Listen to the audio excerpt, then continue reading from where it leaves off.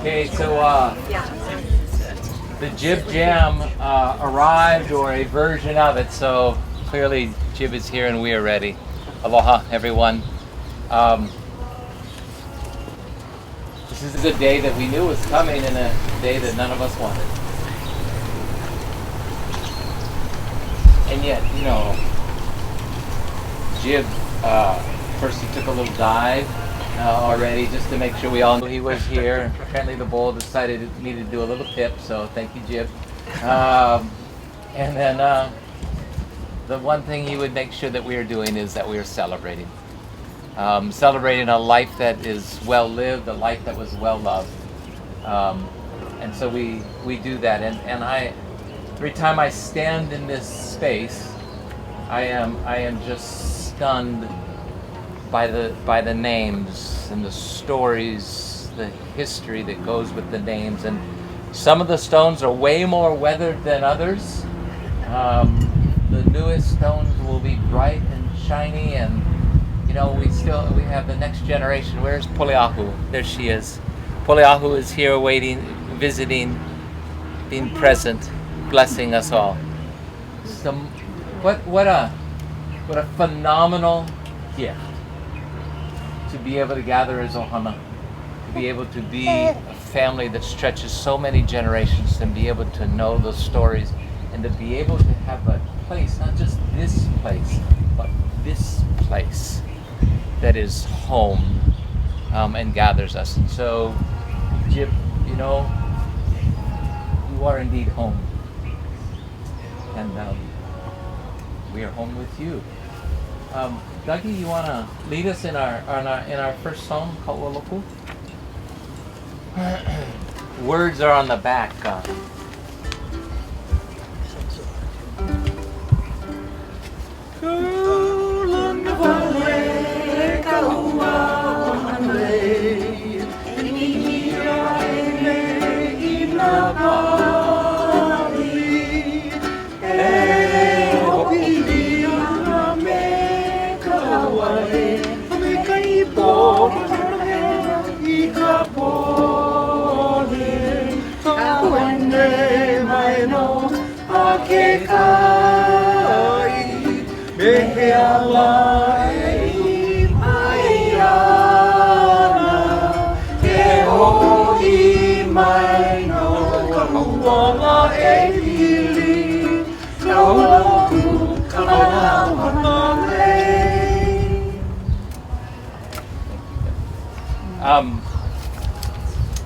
You know, this last week at our church services in Church of the Crossroads, the scripture that we read is one that immediately came to my mind, and I just want to share it with you. It is a verse familiar with many from 1 Corinthians 13. And these are the Apostle Paul's words to the church there about who we are called to be a people, to be people of love. And he says this: love is patient, love is kind, love is not envious or boastful or arrogant or rude. It does not insist on its own way. It is not irritable. It keeps no record of wrongs. It does not rejoice in wrongdoings, but rejoices in the truth. It bears all things, believes all things, hopes all things, endures all things. Love never ends. And if we have faith and hope and love, with these three, the greatest of these is love.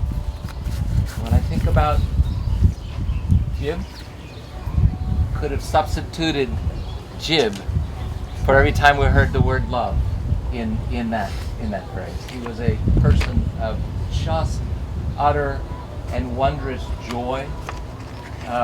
Kirsten and I were talking this morning, and I said, you know, does this shirt feel a little too colorful for a memorial service? And I said, it feels Jibbish.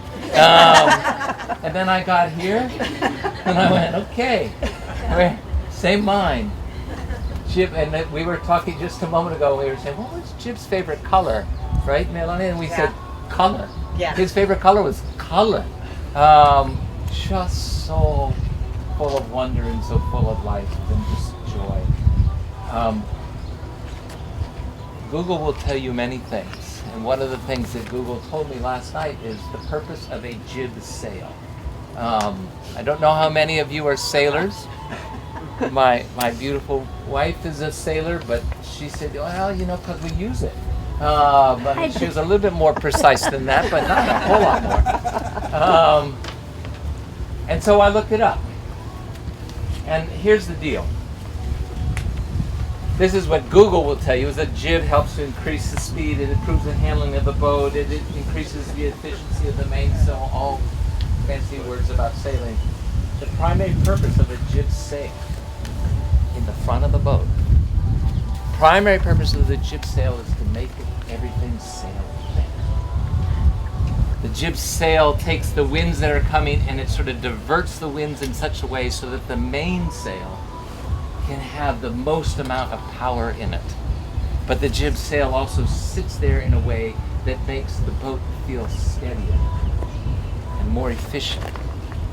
And if you really need it in difficult times, you drop your mainsail and you lift your jib sail up.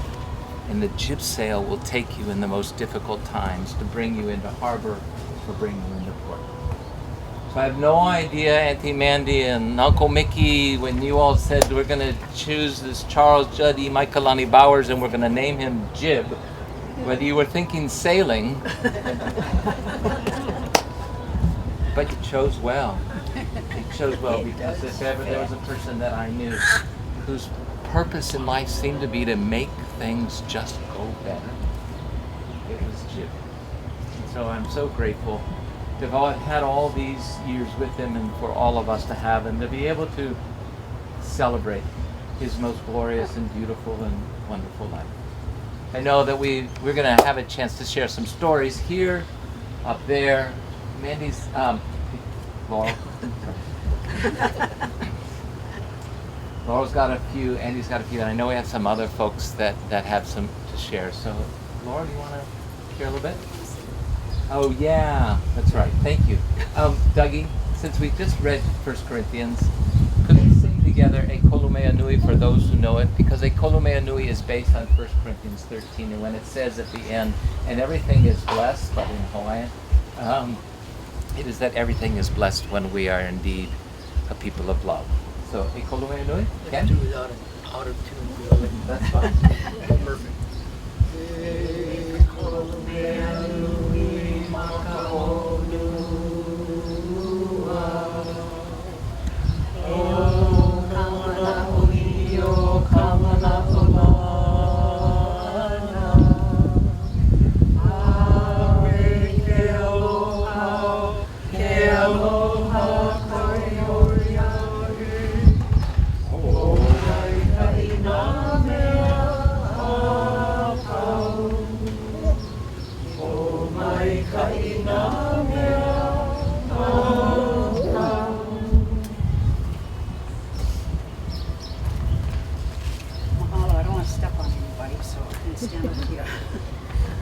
So as I was trying to pull things together, I was thinking that the hardest thing about talking about Jib is to figure out what to leave out.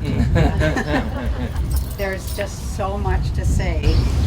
But I thought a fun place might be to start with his junior kindergarten first semester report card from Punahou School, 1965. Jib is a large, excitable boy, inclined to be a little bossy. We remind him constantly to soften his voice, as it can usually be heard over the other 14 heads. He's often the leader, especially in dramatic play. And the other children enjoy following his suggestions. He talks fast and furiously and loves to speak before the group. He has a large and interesting vocabulary. He's a very creative boy. He has good ideas, showing imagination, fine sense of color and design. He prefers painting and handwork in preference to blocks. He is attentive at music time and especially enjoys the dramatic play of rhythms. He has a wonderful imagination and can interest large groups in his play. I think that it's clear that Jib was Jib when he was 5 years old. That is signed by Mrs. Myrtle Peterson. So I've been so lucky over our adult lives that I've gotten to see Jib a lot. He loves travel, he loves getting out and seeing people, he loves family and would come home frequently, but we were on the East Coast at the same time. We were passing over the West Coast in Hawaii. He and his friend Beth visited us in Istanbul, he and Mom visited us in Indonesia, so we really got to see him a lot, and it was always about fun, fantastic food, a few beverages, and friends. And one of the things that was most special to me was how he welcomed me into his group of friends. Wherever he was, he had friends, and I became a part of it. And that was really one of the first things I thought about after he passed away was, how do I reach out to his friends and let them know? The first person I called was his college roommate, Stephen Yora. And I spoke with him and asked him if he would send some words, which he did. He also posted on his Facebook page and got an amazing number of responses. But this is the message that he sent for me to share with you today. Hi everyone, my name is Stephen Yora, and I was Jib's college roommate at UMass Amherst. I've been thinking about what to tell you about Jib since Laurel called me. I mean, that's over 40 years of friendship. So many memories, and yet my mind has been a blank. I guess I'm still in shock that my brother from another mother is no longer here. 3 quick stories came in a flash. First off, when we were at UMass, Jib always got up at 5 a.m. every morning to go swimming. And he so badly wanted to teach me how to swim, which is something I never got around to doing. And at that ungodly hour, it was just not going to happen. He would get up and start flapping his arms around, first in forward circular motions, then reverse, then overhead, back and forth, up and down.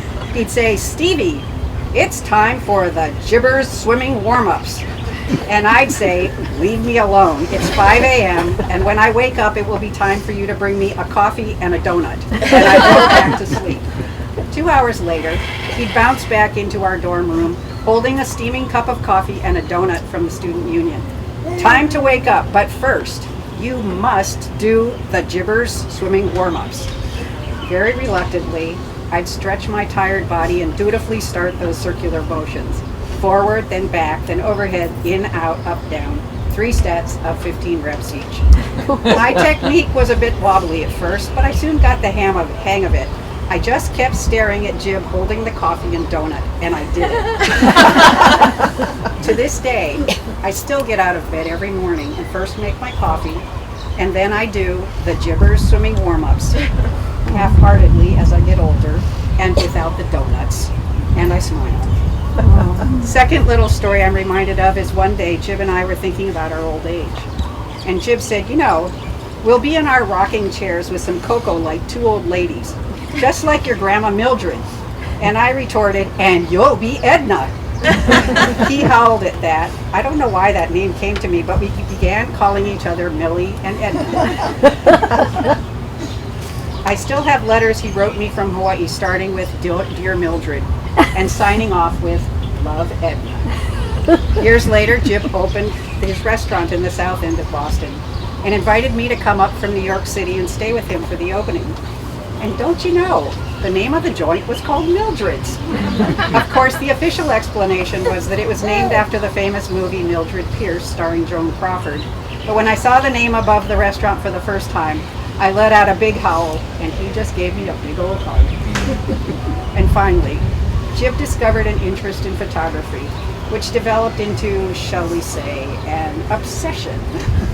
Every time I'd come to visit him in Boston, within 10 minutes he wanted to share his photos, which started out as an album or 2, but in subsequent visits had morphed into boxes and boxes of slides, prints, and photographs.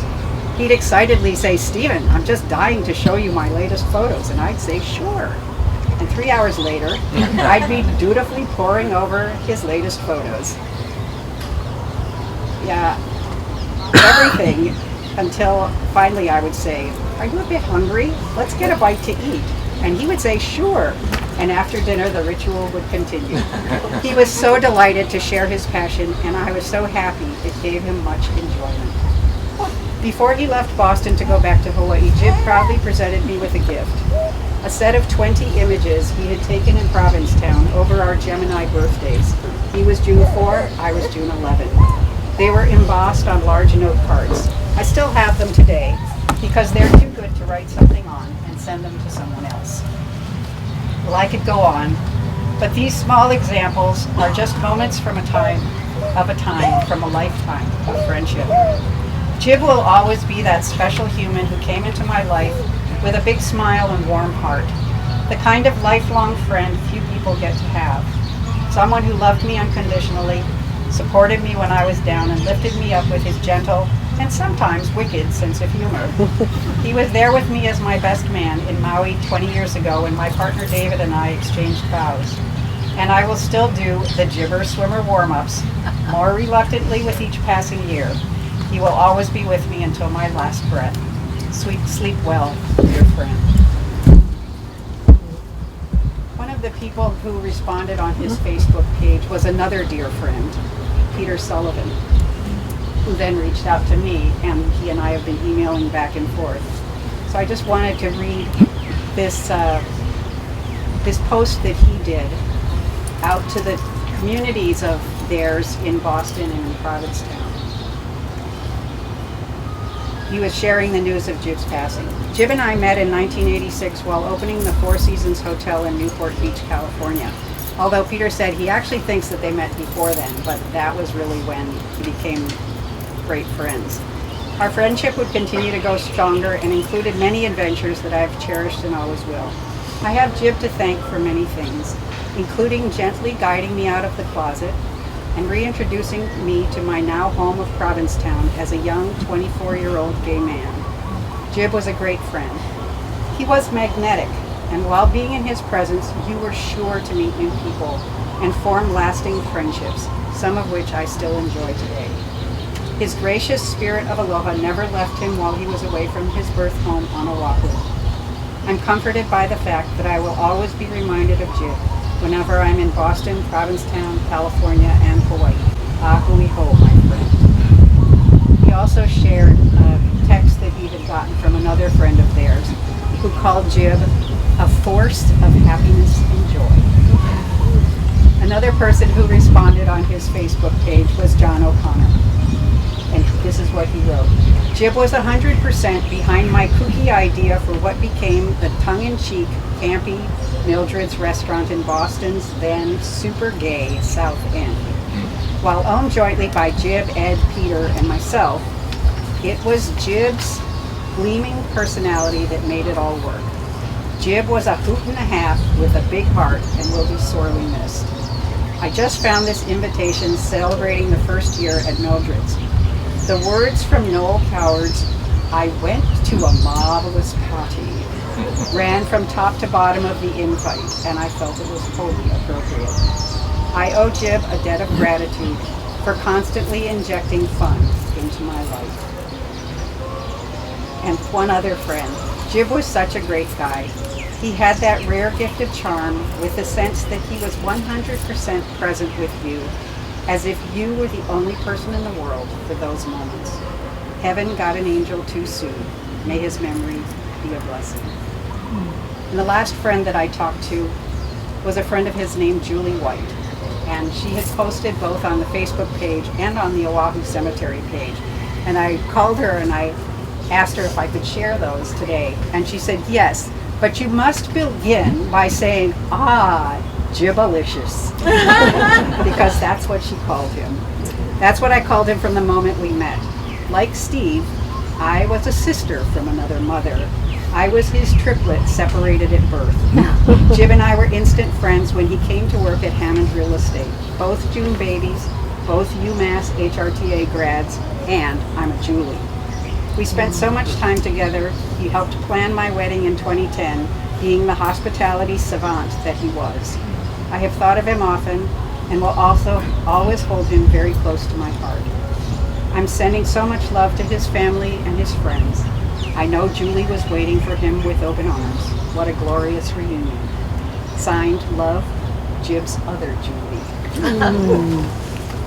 So I think that idea of food, fun, and friends, and so much more, for me just really wraps around and was Jib. But there's so much more. There's so much more. So thank you. We want to take a moment to invite anyone who has some Jibalicious stories, some Jib stories. I know there's a couple folks that have indicated they might, but if anyone, just, Melinda. Hi, I'm Melinda, Jib's cousin and friend, dear friend. There is a lot to say about Jib, and some of it is not quite appropriate. He was pretty out there, and I just love that about him. I first want to remark, without losing it, that what really stood out to me with Jib in these last 2 years was his courage and his humor, which was just always present every day, no matter what he was up against, and that has really influenced me. I just hope I could have one iota of that as I go through my senior years. But you were mentioning food, and I just wanted to say I spent a few nights over the course of time I was a gracious guest of Mandy and Jib after Auntie Joan passed on, and they were so sweet to let me stay there as I was taking care of things. And I would watch Jib I'd get there and he'd still be mopping the floor and doing the laundry, and then he'd get in the kitchen and whirl up some amazing meal out of whatever was in the refrigerator. But he also made these jams and jellies that were just, and lots of them. You open the freezer to put your little ice thing. Oh, okay, I'll try the other freezer. Oh, okay, this one is full too, with Jabota Cava and Suriname and guava and lilikoi or what have you.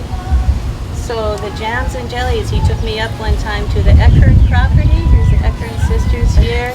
We're gonna pick Jabota Cava. You hold the bucket.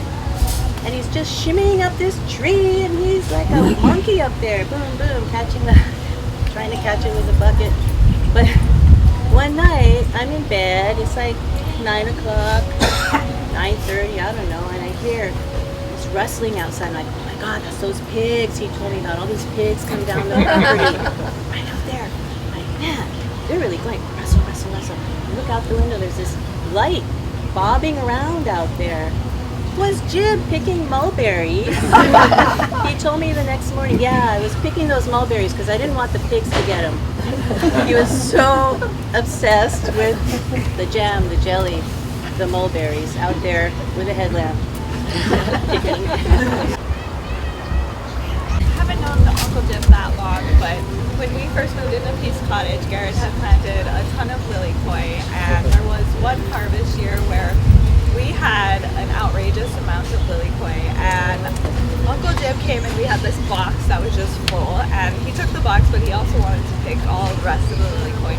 And I remember thinking, I have not been as excited as he was about these lily koi, about anything in my life. Like, this man was so excited.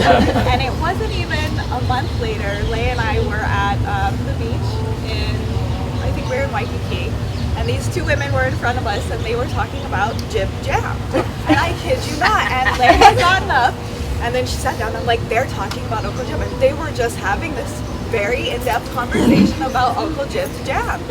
And they were like, I finished off my thing, I've got 2 more in my thing. And Leigh went up to speak to them, and she said, that's my uncle. And we had this really wonderful interaction, but I think that's just how famous Uncle Jib and his jam. All right. So it was not only the Bowers. I'm Carrie Eckern Mestor, so next door neighbor. It's not only the Bowers freezer that was full of our freezer full of, oh my gosh, which is fine. So a couple stories. I remember it's sort of the theme of everything that's everybody's saying. As a kid, go the swimming with Jib, and he didn't make us do exercises, but I remember looking at him with those big broad shoulders. And he was like, he might not be Michael Phelps, but he had a big old wingspan that I was just like, oh my gosh. I remember going to Manoa Pool one for a swim meet, and it was, swim meets go on and on and on. And so for my kids, I'm like, okay, you need to learn to swim, but it's okay not to be a swimmer. My instinct. And so speaking of pictures, when my mom was going through everything that she was going through, spent a lot of time with Jib, and Molly and I came out after she passed away, and she's my mother had lots and lots of hats. I think those of you who knew her, she had a lot of hats. So Jib, Molly and I did a little modeling session, and we put on her hats, and Jib posed us in the front. We had to make sure the light was just right, and so I now just cherish those pictures of Molly and I with all of my mom's hats. And I know Melinda, he showed up at the airport to pick up Melinda with a couple of my mom's hats. A lot. 10 of them in the car. It's like, come on! You know, and as well as when my mom was Molly and I were there for 3.5 weeks cleaning out the house, and every morning, let's just say every morning, but oftentimes Jib would come over, he'd bake something in the morning, brought us a nice treat in the morning, and then in the evening would show up with a nice cocktail for us at the end of the day, to end the day. So it was fantastic. So he's very much missed. Yeah. How many still have Jib's jams in their refrigerator? All gone. We ate all of ours. Just you, I have heard, I know where the recipes are, and that the production continues. I was Jib's friend. I am Jib's friend from Punahou. I think there's a theme that we're hearing already from his discussions, and that's what my daughter and I think the younger people call extra. Like, he's so extra, you know, and Jib, like, from the moment that I met him, he was so extra. And I think that's why we were co-chair, we were co-chair of Carnival. And I think it's because I was kind of the default because I was the vice president of the class, but I was never going to be extra. They needed somebody who was going to be out there talking to people, being the communicator. So Jib was selected as the co-chair. You know, he never lost that. Like, we visited him so many times in this past year, and there was always like, let me tell you the story when we went to Broadway and we saw this show, you know, or, oh, there were these celebrities that came to the Four Seasons at wherever it was, and, you know, this is what they did. And it was like always just an amazing story, you know, always so extra. And I'm just reminded that it was after we were co-chairs together. It was either the end of junior year or the beginning of senior year, and I think he said he was going to try out for Liberty House High Board, and we were like, Jib, you know, it's never any Hollies get chosen for that, you know, like maybe one or two, but probably not, you know. Of course, Jib was chosen. And then he told us the story recently about how he went in and he was dancing when he came in the door. And I was like, that is so Jib, you know. Of course they had to choose him. And he had style, and that's what they were looking for. But one thing that happened recently was I had some friends visiting right after I heard that Jib had passed. They were coming from Europe. They had never been to Hawaii before. They were saying they wanted some guava jam, and I had one container left of Jib's jam, and I thought, I'm gonna let them use it. I thought, okay, whatever, it's to be enjoyed, and they did, and they loved it, and they kept talking about how they love this guava jam, and I have about a half a jar left. It was a big jar, and I don't want to finish it, but now I hear that people's freezers are full. So please, if anybody has any extra, I really would like one unopened one. Kirsten? I'm Kirsten Baumgart-Turner, David's wife and cousin-in-law to Jib, but I just want to share the little bit that Laurel shared about Jib being so interested in other people and making them happy. So when I married David, I came here from Washington, D.C. And Jib and I were both June babies. I'd come from the East Coast.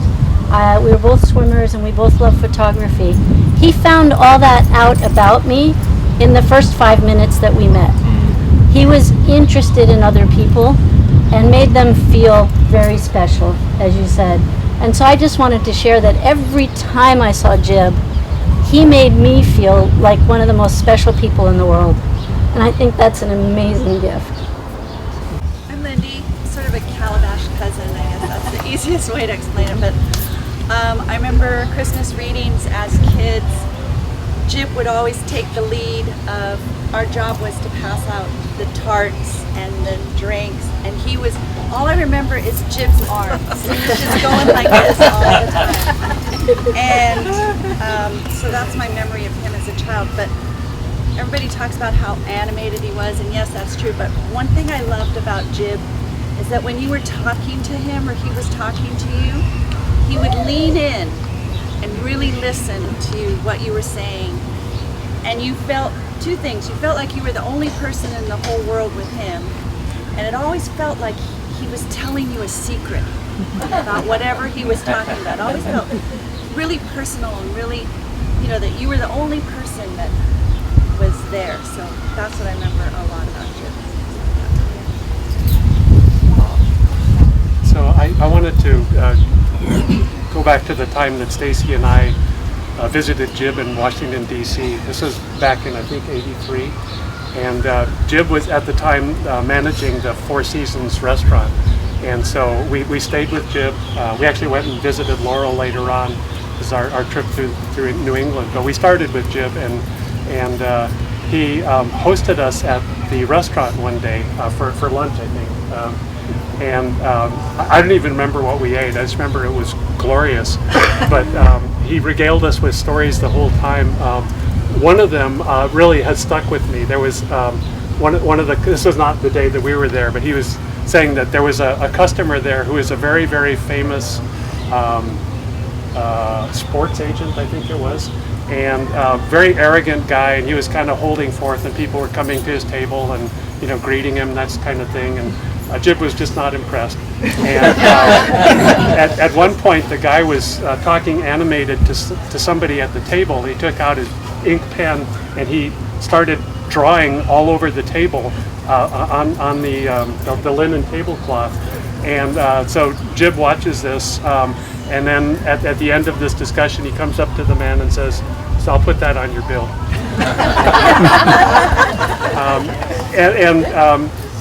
I just remember it was so wonderful to see Jib in his element, because I'm 5 years older. I didn't experience all of the glory days when he was at Punahou and co-chair of the Carnival.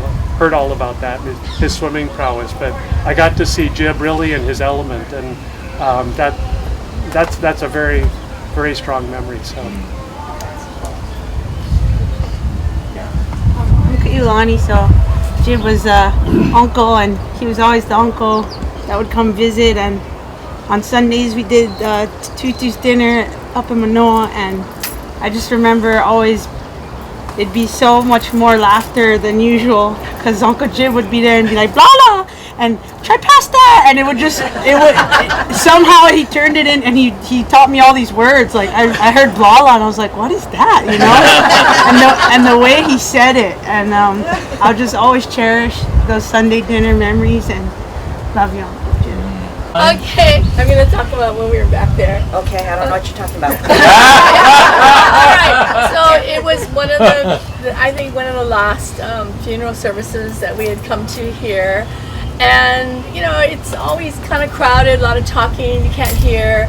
And I wanted to go check out the pond back there, because it's a really nice lily pond. I hadn't checked it out in a long time. And Jib was down there, and then Imaikalani Wander's down there. And I felt like, well, Jib and I had never really connected until like a few years ago.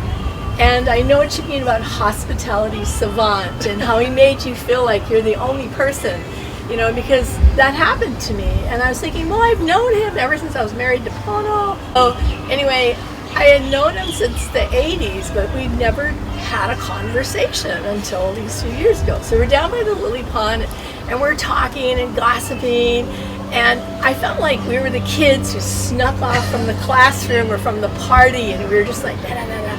And then they close the partition here, and this ambulance comes driving up quietly and unloads its cargo. And we're looking at each other going, I think that's like a body.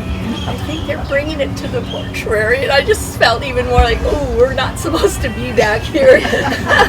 But I mean, that's that would be with Jim. It couldn't be with anybody else. And then we wanted to get back to the party, but we couldn't because they locked the door. And I don't know how we got back in. I don't know. We wandered around.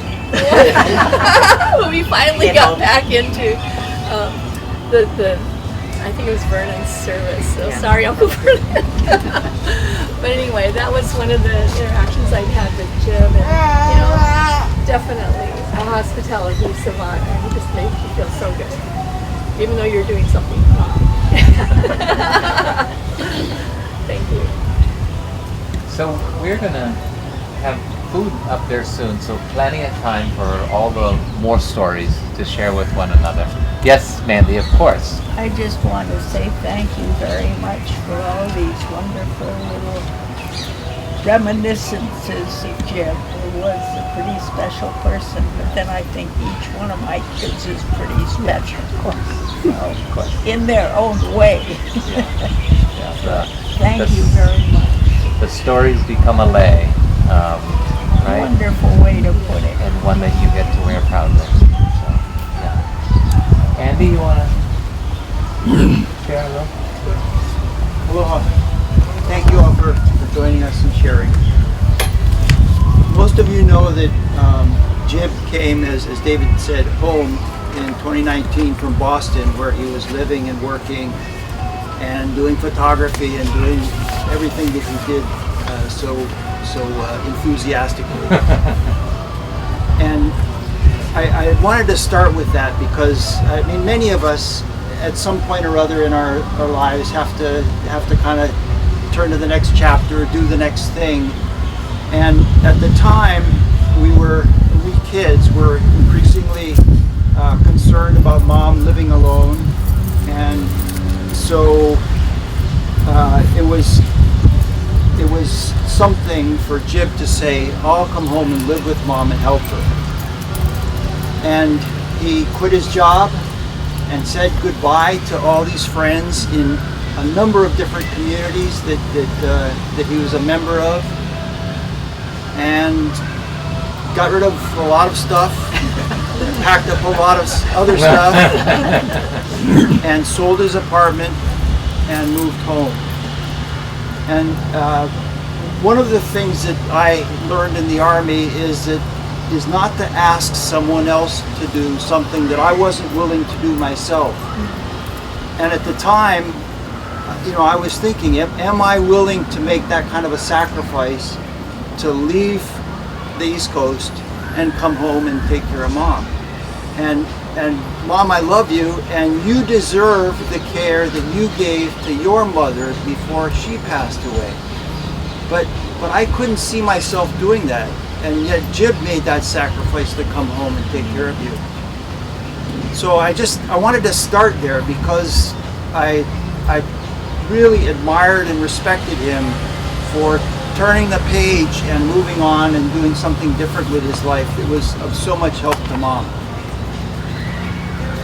So I'll leave that serious kind of side and agree with everybody that said that he was a delightful person to be with. He was just so much fun, and a number of you talked about how much he was with you when he was with you, and obviously that was a big part of him being, so much fun to be with. But I have to say that it's a could be kind of fun to be with him. Shortly after he got back here in 2019, Mom fell and broke her hip, and so Jib adopted the persona of Nurse Ratched from One Flew Over the Cuckoo's Nest, and I looked up on Wikipedia what they had to say about Nurse Ratched, and I didn't, I'm not quoting or anything, but it was unfeeling, cold-hearted, and that wasn't the Nurse Ratched that Jib was. He was a disciplinarian, maybe even a demanding disciplinarian, making sure that Mom was doing what the doctor said to do, and then later on what the physical therapist said to do about her exercises and getting up and moving around and all the rest of it. I just pointed out that he could have that side of him too. doing what was right for Mom at the time, even though it wasn't fun. And Jib and I didn't always have a fun relationship either. As Carl said, Jib was about 5 years younger than us, and 5 years means nothing when you're 70, but when you're 10 years old, it makes a huge, I mean, that's half your life, you know, so it was a huge difference. And I was the older brother, and, you know, so I'm supposed to be the role model, so he's supposed to kind of be like me. And we were very different people. We heard about his kindergarten report. And my, 10-year-old self was trying to be a role model, trying to be a lead, to lead him to be the right person kind of thing, which was nonsense. I was trying to make him be like me, and we were different people.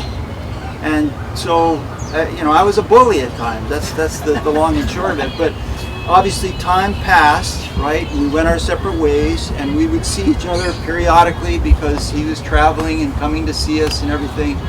And I grew to respect the person that he was. So I accepted him as he was. And I mean, here I was supposed to be the role model and the older brother, the person that he was supposed to change to be like me. And no, I changed to accept him. And that's a tremendous thing that he, influence that he had on my life. And I'm a believer in Emerson's definition or thoughts on success, and one of the lines in there is to change the world for the better. And I can't speak for the world, of course, but he changed me to be a better person. So ahui hoi, kid.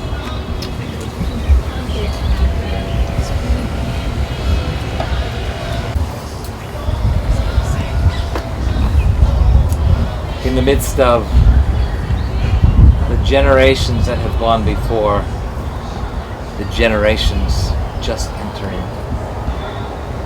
In the midst of an island filled with so much life, so much beauty and so much joy,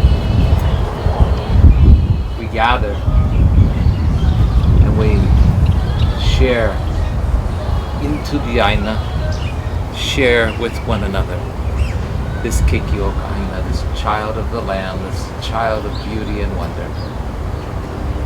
We ask that the reunion is wondrous for him and his sister, for him and his dad, for him and the aunties and uncles and cousins that have gone before, and we ask that when it is our time and we cross that veil, a better person would be one to be greeting us. On the other side, Jib. Mahalo. Mahalo for the gift. Mahalo for the gift.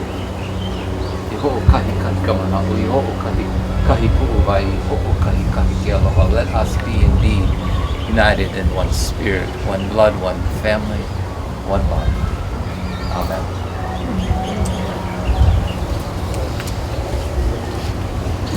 I'd like to ask my brothers to join me up here so that we can thank you all for coming, for being here for Jib.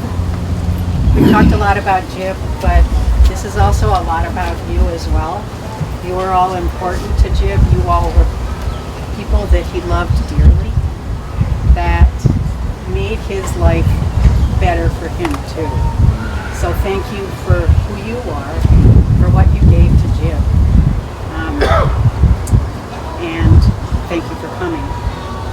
We felt that as we invite you up to the lanai to have some food, that we might want to transition our event a little bit. We're going to end with an unusual song to end a service with. He Ono, it's good. And this was prompted by Melinda, who said she was thinking about how Jib loved to create in the kitchen, and she's referred to this, from jams and jellies to birthday cakes to tasty dinners. pulled together from whatever. I'd watch him stir it together and voila. There were cocktails that he would mix and voila. There were snacks he would mix and voila. So that fun that he had in sharing food and gathering people.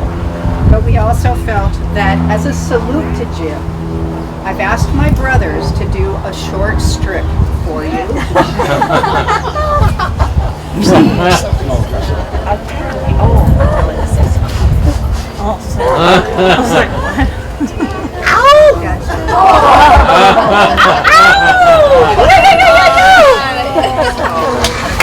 And since I didn't figure you'd want me to strip, I will add my and Sawyer and Etot are joining, and there's a few others who have these random Mildred's shirts.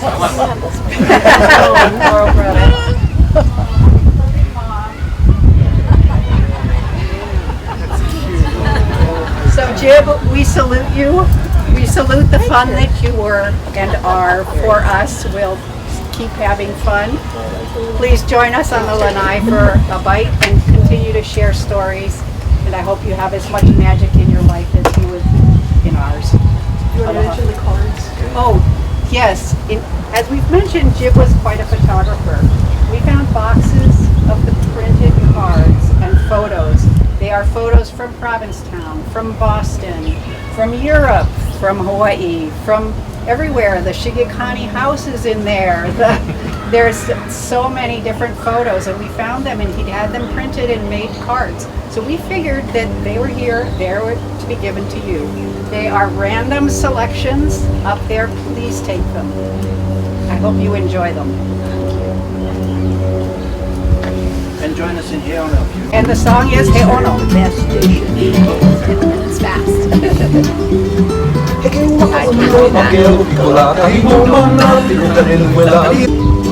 Swimming up beach too heavy on the extra salad, 2 scoops rice on a hamburger bun, hot pot kimchi to the cup of water, akuli aku mahi mahi sandwich. Top it all up with the kikamaki showing you the better don't be no one without it, yellow to the money to.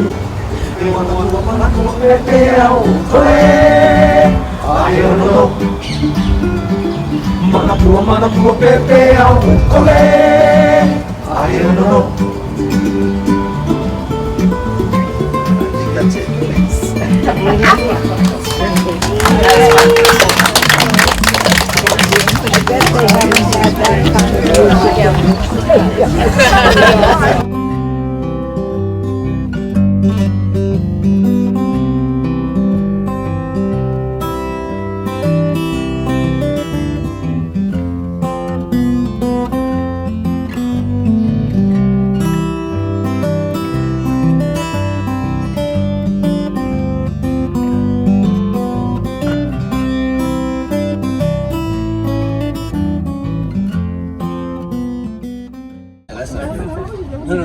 I'll sit on this one. Let somebody else put their feet. Okay. Good. Kyle got a picture. She'll understand. You want to come more forward? Don't picture. I don't know. Not yet. The one who's coming up with it.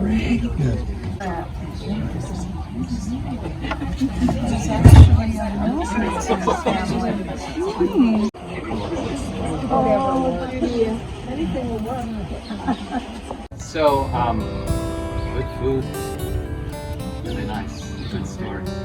I thought maybe let's we could join together in singing Ho'onani. And I'll say a prayer. Andy's going to put Jib in with Uncle Vernon, with your mom and dad, Al and Betty. And there's, I hate to say it, there's more space. Just give me time. Take your time. Take all the time you want. On the one hand, I'm afraid we'll be gathered here together again, but on the other hand, how lovely that we will be gathered here together again, right?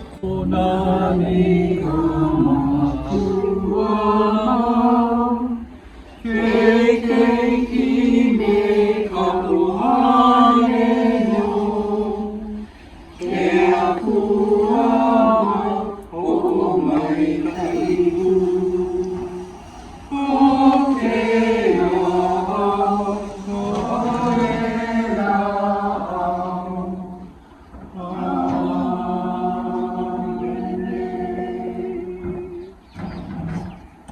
gift of Jib, for the gift of Ohana, for the extra that he brought to all of our lives, for the joy, the wonder, the color, for the gift of that which lives within our hearts that we carry forward, keeping Jib alive in each of our lives and the world in which we are. We give you gracious thanks, mahalo, and blessings for the gift of having been able to join life together. Amen.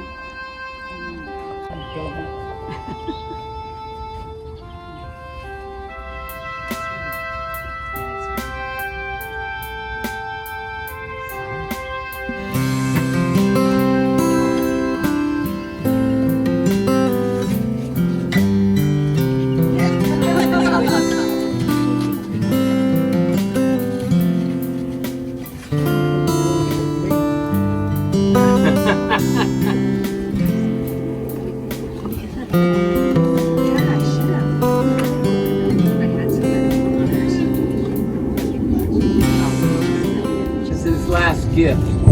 Make it stuck on you.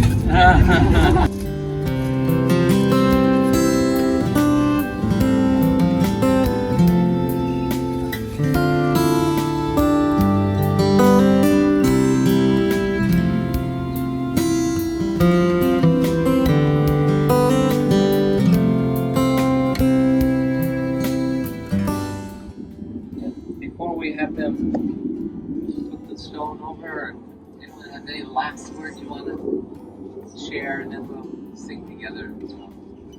Call you home.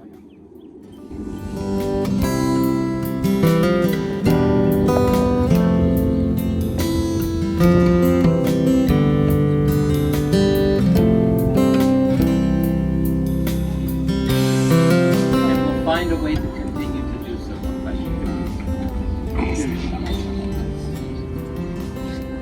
Nothing can satisfy. How about you?